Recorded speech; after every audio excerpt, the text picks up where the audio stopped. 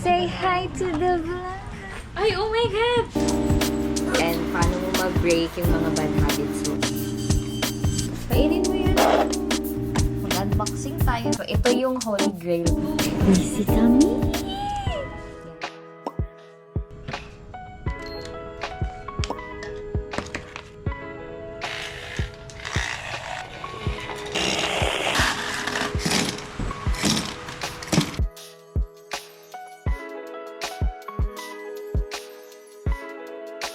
So guys, it's 3:29. So ito na yung matcha na ginawa natin. Ay, nag-aulan ba? Ay, tara. Start ako mag-prepare mga 4 p.m. O diba, nauna pa akong nagising sa alarm ko. 3:30 na. So, I currently reading this Atomic Habits. Marami na akong nakikita na nakabasa na ng book na to. And malapit ko na siyang matapos. Gusto ko na siyang matapos guys kasi may binili ako ulit na bagong book.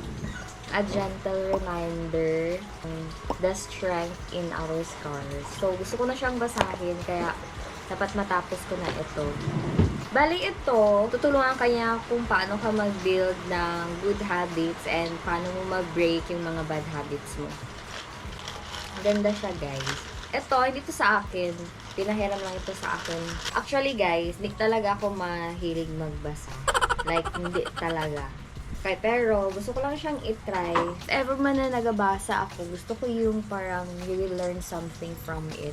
Like, ma-apply mo siya sa life mo, ganyan. Kaya yung mga binibili ko lang din na book, yung mga mura lang din. Kasi nga, alam ko sa sarili ko na hindi ko sure kung matatapos ko siyang basahin. Kaya ito, mura lang ito guys. Sa TikTok ko ito nabili. Mga nasa 115 pesos lang.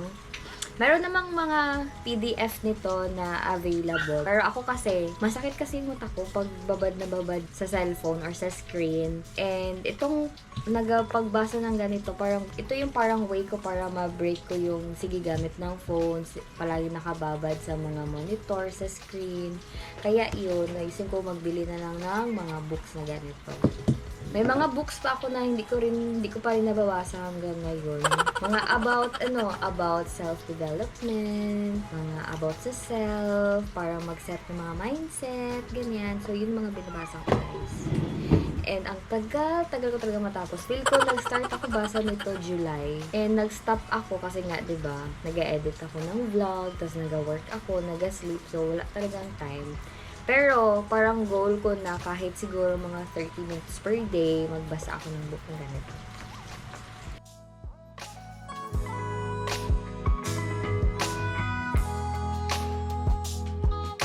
So, ngayon, ang oras ay 4:03 na. Pakainin ko muna si Twix. And then, mag-start na ako sa mga gawin ko, guys. Hindi ko pa naubos, pero malapit na. Bye!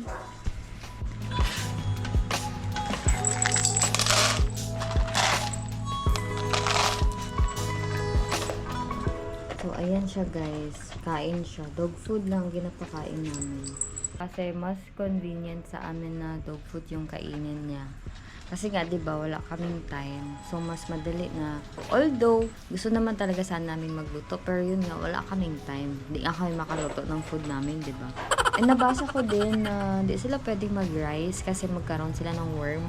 How true, guys. First time kasi talaga namin magkaroon ng aso. Kainin mo yan.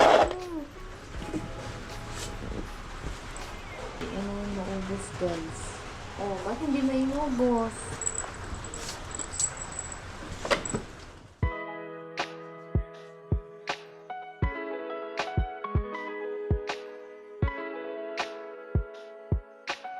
So, nagabaon kami ng tubig ni Ivy, guys. Although, may water dispenser naman dun sa hospital. Eto, guys, etong water bottle namin ay from Tupperware. Matagal na din sa amin ito guys, 1 year, sobra na ata. Then, meron din kami nitong 750 ml. Dati, 750 ml lang talaga yung water bottle namin. Pero, kulang kasi siya, kaya bumili kami ng 1 liter. And maganda din siya guys. So far, hindi pa kami nabubudol ng mga aqua flask and hydro flask. So, ito pa rin guys, pang tita, diba? Mga tita na kami. So guys, it's 4:30. Maligo na tayo. Hi guys, tapos na akong naligo and 5:07 PM na. Nakabihis na ako pambaba nitong aking uniform. Ngayon, ipapakita ko sa inyo yung skincare routine ko pag nag-graveyard shift ako or pag night ang duty ko. Itong petroleum jelly. Ayan. Bale, parang lately, masyadong dry yung lips ko, guys. Siguro, kulang ako sa water, tapos masyadong malamig doon sa workplace ko. Yung lamig doon, guys, pang hotdog. Hindi siya pang tao. And, currently, ang ginagamit kong cleanser, guys, ay ito. So, this is from CosRX. Ito yung low pH Good Morning Gel Cleanser. In-order ko ito sa Beauty MNL. Ang ginagamit ko talagang facial wash ay yung from Hyalu. So, ginawaan ko din yun siya ng vlog, guys. If ever hindi niyo pa napanood, ito siya.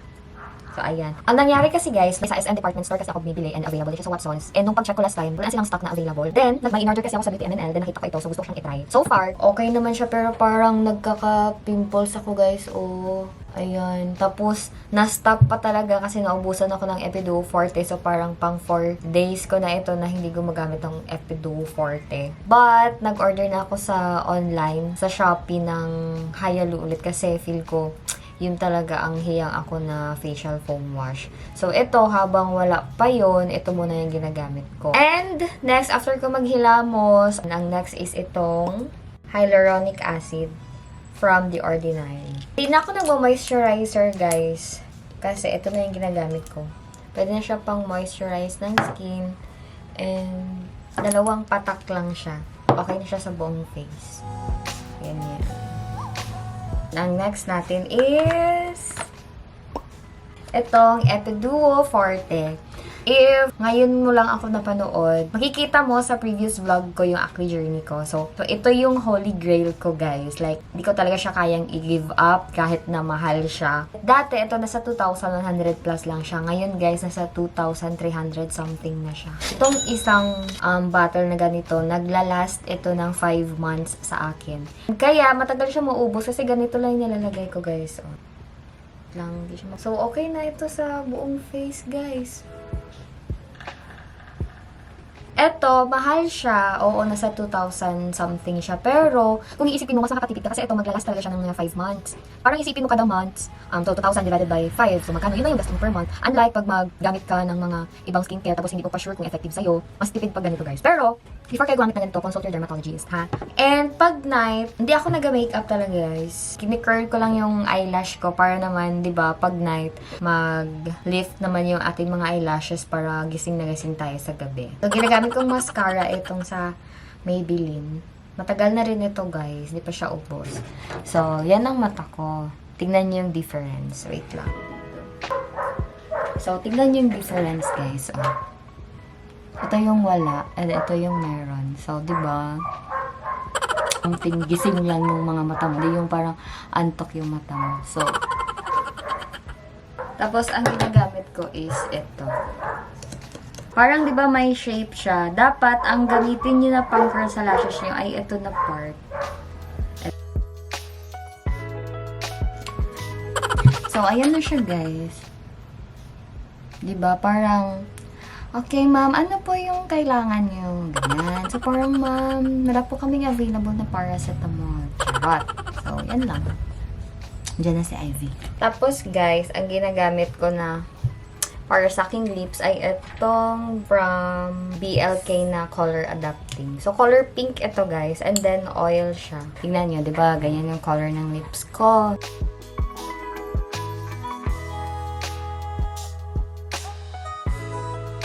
Diba? Color pink.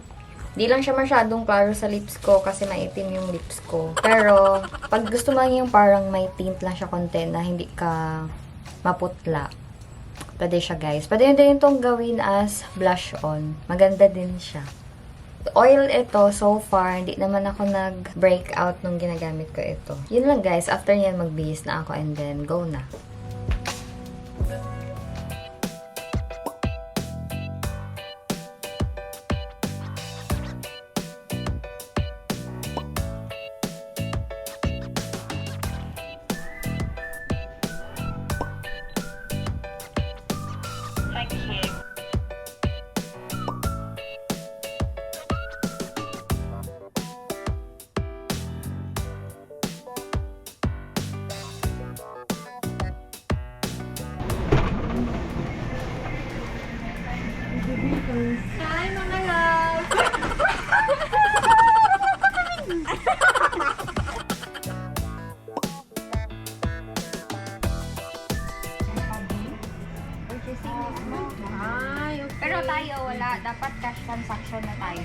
katong 5, pero okay na to tanan.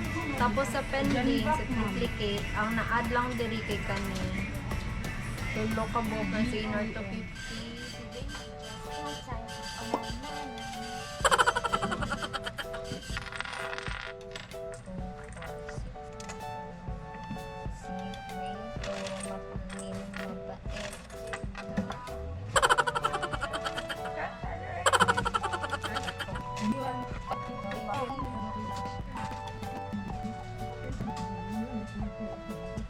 Wala pa ni? Wala pa ni?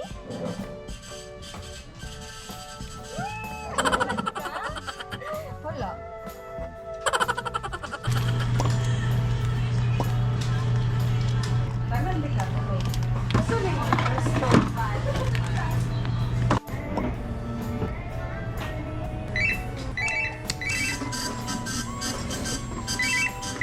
Yes po.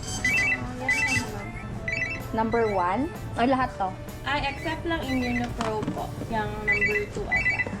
Pharmacy, good evening po. Yeah. Ayun, isang hat po. Yes, wala. Pag close na sila dyan, dun sa kabila na lang, ma'am. Dalawa kasi ang med-S natin. Okay. Okay. For the Valvero. Pharmacy, good evening po. Sonifen. Outpatient, wait lang. Difen mo na, ma'am, no? Diphenhydramine nakabutang. Yeah, dali lang.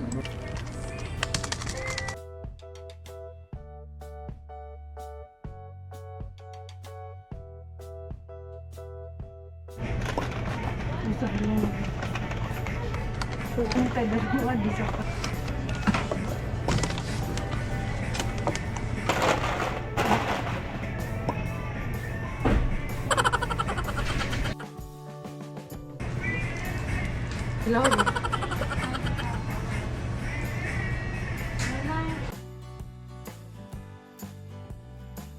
Coffee time!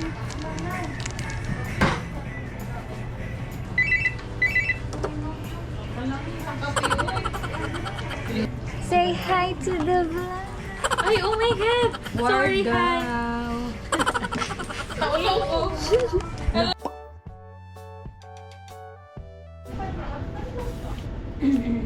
Guys, 9:32 na.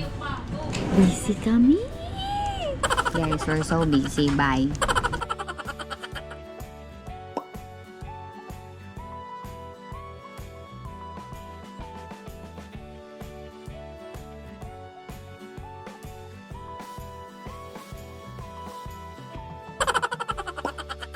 Guys, 11:26 na. Non-stop pa rin, guys. Ang bot.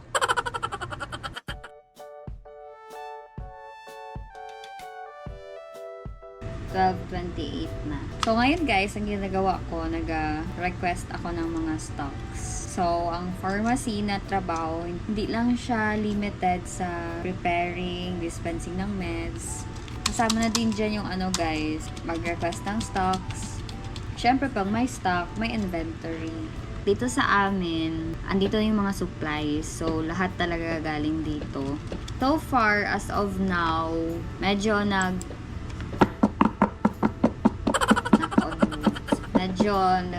okay na. Unlike kanina na busy. So, pag night, dalawa lang kami duty. 1:15 na. Ayan, pa-busy-busy. Nakaka-feel na kami ng antok.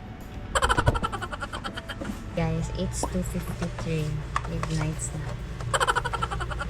Rice, tapos chicken. Tapos meron tayong gravy. Ito, this part is for Ivy.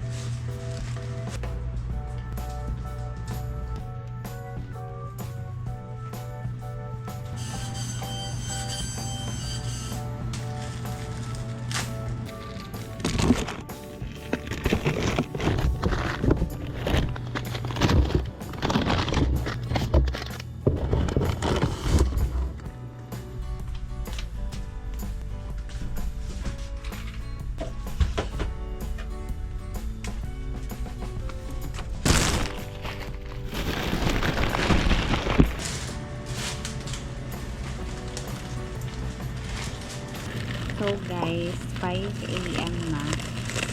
Mag-refill na tayo para yung mga incoming na shift may gamitin sila mamaya para hindi na mahirap. If ever matoxic sila, hindi na masyadong hassle. Mag-unboxing tayo ng Medamol guys.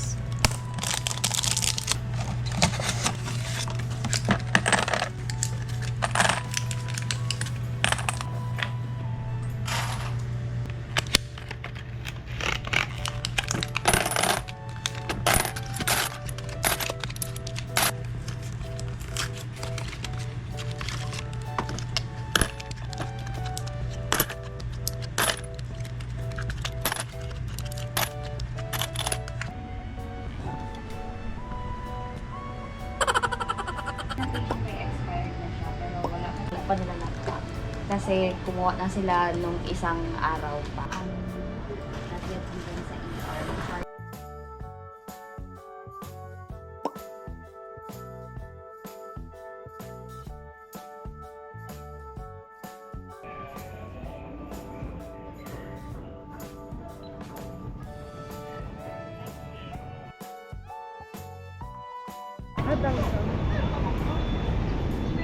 Guys, mag-out na kami.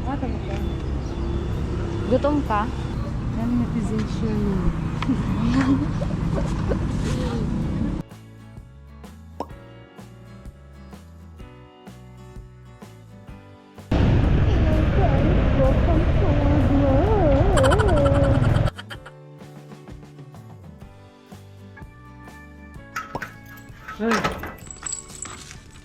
So, hi guys! Ang oras ngayon ay 7:18 na. Bale, nakapag half bath na ako and then hindi na ako nag-breakfast kasi busog pa ako and kumain kasi kami kanina. Ngayon, mag-skincare na lang tayo guys. So, sa morning, ang ginagamit ko pa rin ay first is itong niacinamide plus zinc ng The Ordinary. So, kung napanood niyo yung iba kong vlog, ito pa rin yung ginagamit kong skincare. Mga 2 drop lang, guys.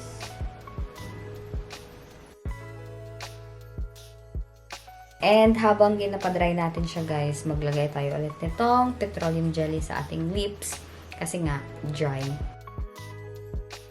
Ngayon, ay off ko. Pag may duty ako, dapat makaslip ako kaagad. Pero ngayon, okay lang. Kahit anong oras ako makaslip. So, ganun lang yung routine ko, guys, pag nasa graveyard shift ako. Gising, trabaho, tapos tulog, tapos gising ulit. Next is itong Epiduo Forte. Kasi nga, may mga baga kong pimples, guys. Ayan, dito banda.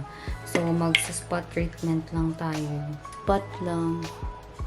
And feel ko yung pimples na ito galing doon sa mga kinakain namin puro fast food. Like, sa 3 nights kong duty, palagi akong nagpa-fast food, guys. Tapos, after nyan, etong Belo. Ito yung ginagamit kong sunscreen. Pag hindi ako naglalagay ng Epiduo, after nung niacinamide, is ito na kaagad. So, yan. Ganun lang, guys. Yan lang yung skincare ko sa morning. Hindi mo, ang laki na yung pimples ko. So, ito lang lahat yung ginagamit kong skincare sa morning. So, tara, prepare tayo mag-sleep, guys.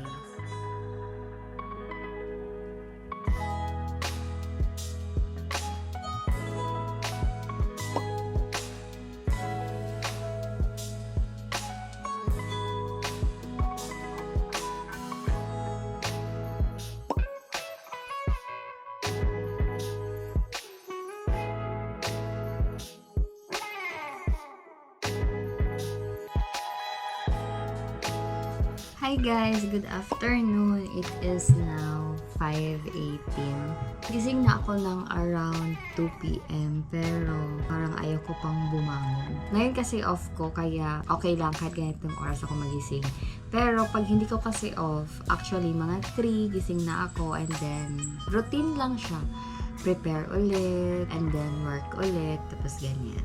So, that's it guys for my graveyard routine. And ngayon, ang gagawin ko lang, magluto ako ng food. And gusto ko sanang magkape, pero naubusan ako ng beans. Kino-convince ko yung sarili ko na mag-matcha na lang muna. And then after nyan, siguro mag-edit lang ako ng vlog. And that's it. So, thank you for watching, guys. Bye!